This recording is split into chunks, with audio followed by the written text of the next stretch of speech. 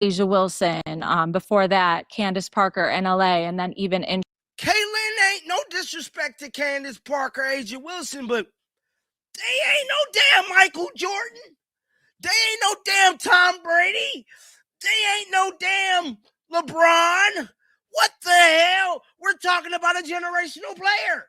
A generation. What the hell is you talking about? My goodness. Chicago. Like, you go down the list, Diana Taurasi. WNBA analyst Annie Costabile made waves during a recent podcast episode, putting forward the argument that Caitlin Clark cannot be allowed to overshadow the Indiana Fever franchise. Her co-host pushed back hard, arguing that nobody has ever seen a player of Clark's level in the WNBA, so nobody knows how to handle her. Costabile framed her position carefully, pointing to how other franchises have managed their star players. She referenced players like Asia Wilson and Candace Parker as examples of franchise cornerstones who embodied their teams without the noise around them becoming a distraction. The comparison drew immediate resistance. The counter-argument being that those players, however talented, are simply not in the same conversation as Michael Jordan, LeBron James, or Tom Brady in terms of generational impact. Sue Bird. Teams have had players who exemplify the franchise, become the franchise, embody the franchise. But what I mean is the what's circulating around Caitlin cannot overtake the franchise. And part of that is not even her own fault, right? Like, part of that is not even, her doing. The core of Costabile's argument was not that Clark lacks talent. The point was that everything Clark does plays out in public at a scale the NBA has never dealt with before. Every sideline moment, every emotional reaction, every disagreement, it gets filmed, clipped, and spread everywhere. That level of scrutiny changes the dynamic for both the player and the franchise. The situation with head coach Stephanie White came up as a key example. Her doing, in the sense of, we've seen players blow up with their coaches in the past. We've seen these kind of moments happen in past star situations. But what's different here is every single thing that Caitlin does is not only under a microscope, but it's broadcast for everybody to see. And that's something that, whether is just... Ain't she a superstar player? See, I know what the problem is. Problem is y'all ain't never had a... Sue Bird had weighed in over the weekend, drawing a comparison to the relationship between Draymond Green and Steve Kerr with the Golden State Warriors, two people who clashed loudly but had nearly a decade of shared history to fall back on. The argument against that comparison is straightforward. White and Clark are brand new to each other. There is no foundation of trust built over years. What looks like passion in a long-established relationship looks like a problem in a new one. Costabile's point about Clark's competitiveness was not meant as a criticism. I ain't never had a Caitlin Clark, so y'all don't know what the hell to do. So now you come with outlandish ass takes like this, but guys, finish listening. Finish listening. Deserved or not, she has to carry and has to be something that impacts the way that she moves to a certain degree. I'm with you. It's very true. Like, the aspect that... Please finish. Sue Bird hit on this over the weekend about, like, the dynamics between what we saw between Steph. The intensity, reportedly so severe that losing a pre-game warm-up drill can affect her entire day, is exactly what you want from a franchise player. The question is whether that energy gets channeled in a way that pulls teammates in or pushes them away. The conversation turned to leadership, with Costabile pointing out that Asia Wilson's ability to hold her teammates accountable comes from the credibility she has built over years. When Wilson sent a message to the group, saying anyone not embarrassed by a recent performance should not show up the next day. The team absorbed it. That kind of influence is earned. Saw between Stephanie White and Caitlin Clark, she was saying, like, man, I've had those conversations. Like, that happens. And you're trying to figure out personalities. It's funny because some of y'all know, I also cover the Warriors. And a very similar dynamic happened between Draymond Green and Steve Kerr. I think it actually happened twice where they were like, cussing each other. Just However, twice? I mean, this season. I know, right? This past season. And in a way where it was caught on tape and shared and discussed, right? Now, the suggestion was that Clark is still in the process of earning it. A notable moment in the discussion was the observation that it fell to Kelsey, Mitchell, and Aaliyah Boston to manage Clark's emotional state on the sideline. Costabile argued that the players closest to Clark, especially Lexi Hull, need to be the ones holding her accountable rather than that. Responsibility falling to veterans who should not have to carry it. The co-host strongly disagreed with the characterization of what Mitchell was doing in that clip, insisting she was telling Clark to stand her ground, not calm down. The most pointed moment of the segment came when Costabile floated a hypothetical. What kind of external event would it take for Clark to genuinely reckon with her place within the team structure rather than above it? Well, the issue is, or the difference is, and some folks might say, but that's different. That is 10 years almost of coach-player dynamic relationship. And they came out, both Steve Kerr and Draymond Green came out and said, this is what happens when you basically have a family. When you get to know each other for so long, you get to have that. And the argument against what happened with, with the fever over the weekend is Steph White and Caitlin Clark don't know each other like that. This is not very similar in the sense that they're family members. The answer offered was Raven Johnson entering the starting lineup. The reaction was immediate disbelief. The co-host compared it to putting Sean Livingston in the starting five ahead of Steph Curry. A scenario so far outside reality it bordered on absurd. The underlying tension throughout the conversation is not really about whether Clark is great. Both sides agree she is. Stephanie White is a coach that was brought in to impact winning and bring winning to an organization, or to build on the winning that they had already established. And Caitlin Clark is a player that was brought in to do the same thing. And this is now personalities and styles and everything and expectations clashing. Now, I do think this idea of Caitlin can't be bigger than the program, I love this idea. And the disagreement is about what greatness at that level requires of a player beyond scoring, specifically defensive accountability, emotional regulation, and the kind of leadership that makes teammates want to follow rather than manage her. Paige Buckers has publicly stood up for Caitlin Clark amid ongoing media claims that Clark is difficult to play alongside.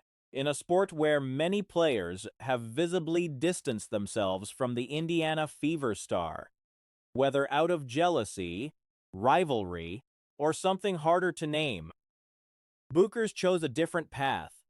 She pushed back on the negativity directly. In her comments, Buchers pointed out the unrealistic weight Clark carries every single night. My hot take back to that, Caitlin Clark won't be bigger than the program when her teammates make sure that she's not bigger than the program. Mm-hmm. In that clip, you see Kelsey Mitchell trying to calm Caitlin down.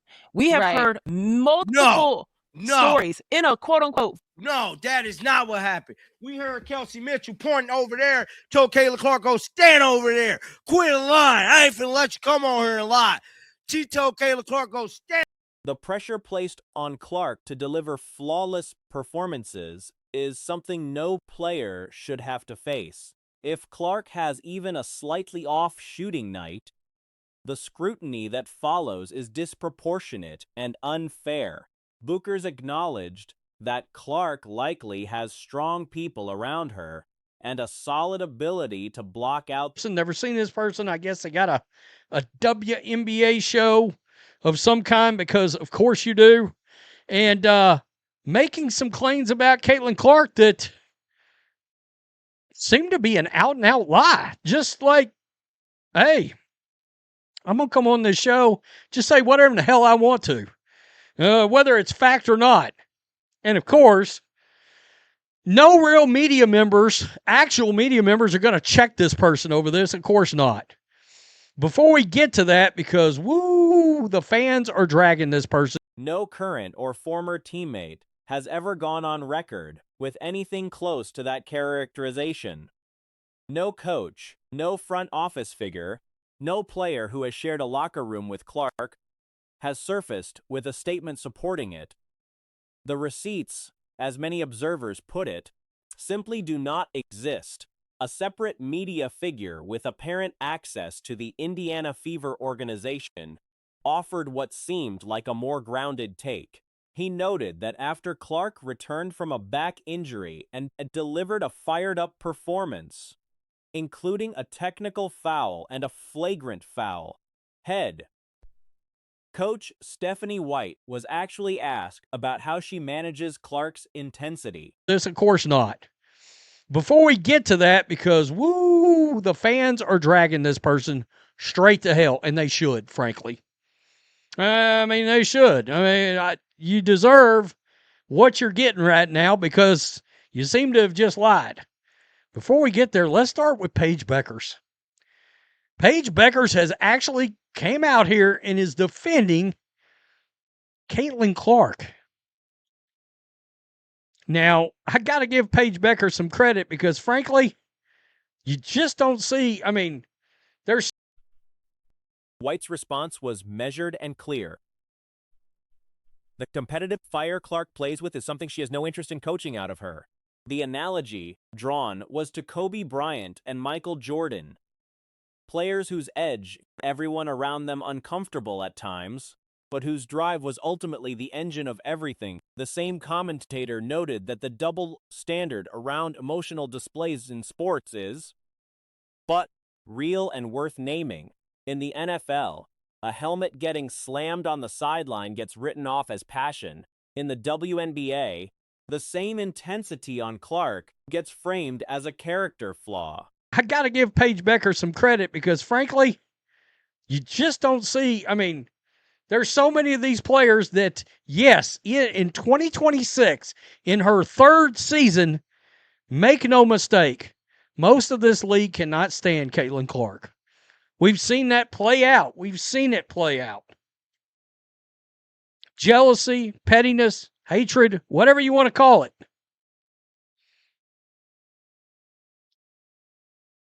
But Paige Bueckers, she pushes back on this. And what has been confirmed is that White has, on occasion, stepped in to pull Clark back when the emotion tips past a productive point.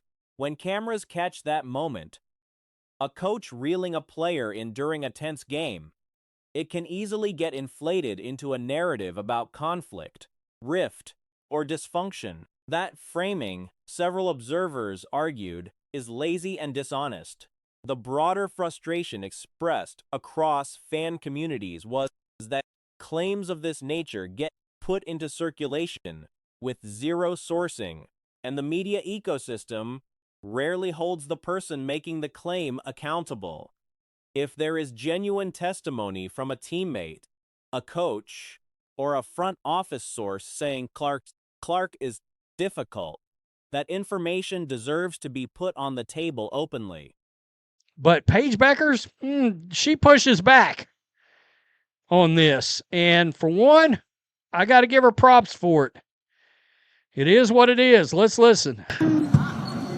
I would just say, like, she handles it with grace, and the pressure that she's put on every single night to perform at the level that she does, it's inhumane, really, like, to expect people to be perfect and to not have off games or off nights. And if she doesn't go, like, 8 for 10 from 3, like, Absent that, the claim reads as manufactured narrative. Clark is now in her 3rd season. The suggestion that a player of her profile, who has transformed interest in the entire league, is widely disliked by teammates because of her competitive nature, is a claim that needs more than a television appearance to carry weight. The fire that makes her polarizing is, by most credible accounts, the same thing that makes her worth watching. Games are off nights, and if she doesn't go like 8 for 10 from 3, like people are questioning things.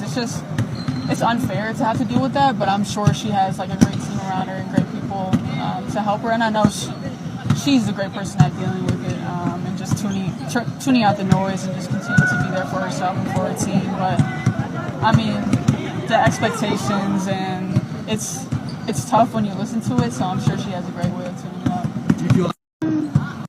Okay, now, I'll say this. Yeah. Okay, now, I'll say this. Yeah, I think her teammates have her back. I'm talking about Caitlin. I don't so much believe the front office or the coach does, regardless of what they want to go out there and say in a PR statement, because once again, the house is burning down. But I got to give Paige Becker some credit. Hey, she came out. She got Caitlin Clark's back. And at least right here, she's saying some very positive things. And at least right here, she's saying some very positive things. Let's go over to this. Right here, at Romeo Kid, who? Question mark? Breaks down Caitlin Clark, Stephanie White's dynamic. This is absurd. Can you contextualize that interaction a little bit and just maybe provide like some thoughts on what we saw and whether should it have been a big story or should it have not effectively? Everything's a big story with Caitlin Clark. Come on now, you know this, but been a big story or should it have not effectively? Everything's a big story with Caitlin Clark. Come on now, you know this, but I know. Here's my take on it, and I'll back up and kind of give you some of the backstory. So when they won their last game, not their last game they played, but their last win against the Valkyries, that was the game after Caitlin returned from the back injury saga and all of that. And she was pretty fired up, went at Tiff Hayes, and they were going at it. She was fired up. She got a text. She got a flagrant foul in that game. It was a lot. But they win. And she was pretty good in that return. And I asked Stephanie White after the game,